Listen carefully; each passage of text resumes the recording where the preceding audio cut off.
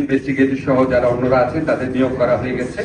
এখন আমাদের জন্য খুব গুরুত্বপূর্ণ চ্যালেঞ্জ হচ্ছে এটা আপনার কোর্টটা কনস্টিটিউট করা, রিকনস্টিটিউট করা, কারণ এখানে এখন নাই কোনো বিচারক, এবং এটা আমাদের পরবর্তী লক্ষ্য। বা একই সাথে সাথে আমরা যে আইনগত সংস্কার আছে এই সংস্কারের আলোচনা এখানে থেমে থাকবে না। আমরা আপনাদের এখানে যারা এক্সপার্ট আছে আমরা মোটামুটি জানি এই বিষয়ে কাজের এক্সপার্টিজ আছে, সবার কাছে আমরা পাঠাবো, সবার মতামত নিব।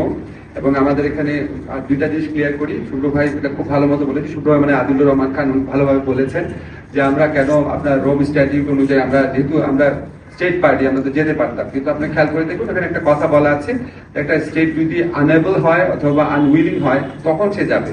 এখন আমরা তো মানে আমরা মনে করি আমাদের সক্ষমতা আছে বিচার করার। এটা প্রথমে আমরা যদি বলি সক্ষমতা নাই তাহলে আমার বিচার বিভাগকে ছোট করা হয়, আর আনউইলিং এর তো প্রশ্নই আসে না।